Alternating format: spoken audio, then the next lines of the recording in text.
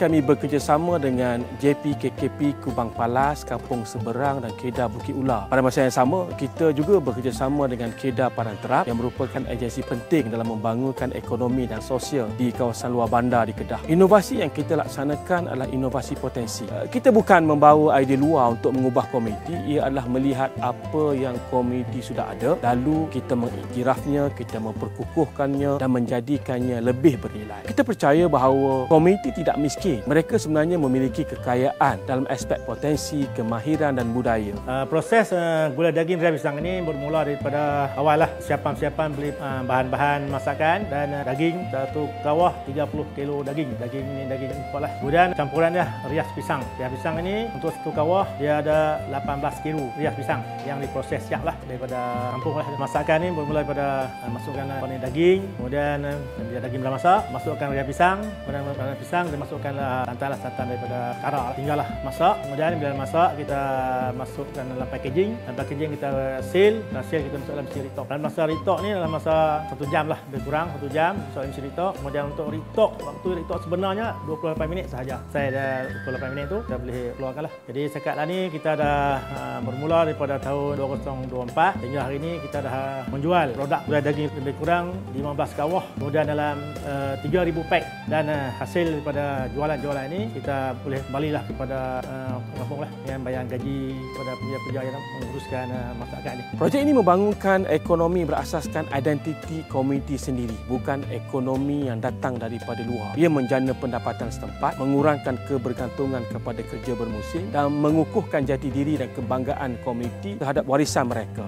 Latihan yang kita dapat, pertama khusus untuk pemakanan, kedua dapat khusus bimbingan daripada pihak hospitality UUM. Kami juga dapat khusus mengendalikan mesin retok dan dapat suntikan typhoid yang diberikan oleh UUM lah. Jadi program masakan gulai daging rias pisang ini dengan kerjasama inovasi daripada UUM. Segala kerja masak ini adalah dipantau oleh pihak UUM. Kita amat banggalah dengan pihak UUM dan menyebarkan projek ataupun komuniti kampung ini. Harapan saya ialah kita bukan sekadar buat satu produk untuk dijual, tetapi kita nak bina satu ekosistem ekonomi yang hidup dan berkembang. Dengan adanya ekosistem ini, komuniti bukan hanya memasak seperti biasa, tetapi mereka mengurus keseluruhan rantaian nilai dari mencari bahan, memproses, membungkus, bina jenama sampai ke cara menjual. Akhirnya kita nak komuniti ada pemilikan, ada kuasa dan memimpin ekonomi mereka sendiri. Dengan kata lain, kita bukan buat produk tapi kita sedang bina masa depan ekonomi komuniti.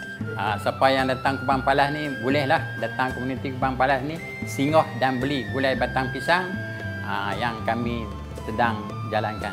Universiti Utara Malaysia sentiasa menegaskan peranannya sebagai institusi ilmu yang memacu kesejahteraan masyarakat melalui pelbagai penyelidikan berimpak tinggi, mencerminkan kesungguhan universiti dalam mengaplikasikan hasil penyelidikan dan kepakaran akademik untuk memperkasa pembangunan sosioekonomi komuniti setempat. Inisiatif sebegini membuktikan bahawa penyelidikan di UUM tidak hanya terhad kepada penghasilan ilmu tetapi turut menyumbang kepada pembangunan sosioekonomi dan kelestarian warisan budaya tempatan.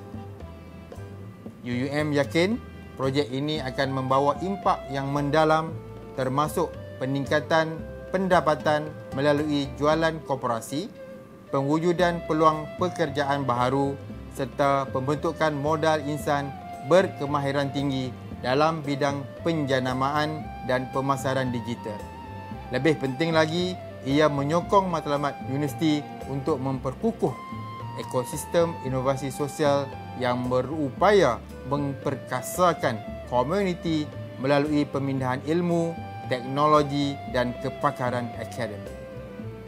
Akhir kata, saya menyeru agar kolaborasi strategik seperti ini dapat diteruskan, seterusnya diperkukuh dan diperluas ke peringkat nasional dan juga internasional. Dalam dunia hari ini, ilmu tidak boleh terhenti di kampus. Ia perlu diterjemahkan menjadi inovasi sosial yang membawa perubahan kepada masyarakat, memperkukuhkan ekonomi setempat dan memelihara warisan budaya bangsa. Universiti Utara Malaysia percaya bahawa penyelidikan dan inovasi tidak seharusnya hanya menghasilkan penerbitan akademik, tetapi mesti menghasilkan nilai sosial dan impak sebenar.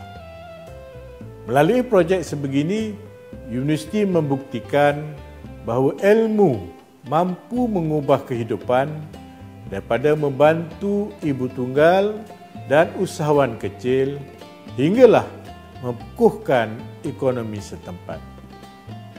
Dengan semangat, ilmu, budi, bakti, Universiti Utara Malaysia akan terus menerajui agenda inovasi sosial berasaskan pengetahuan, menjadikan universiti bukan saja pusat kecemerlangan akademik tetapi juga nadi kemajuan dan kesejahteraan masyarakat.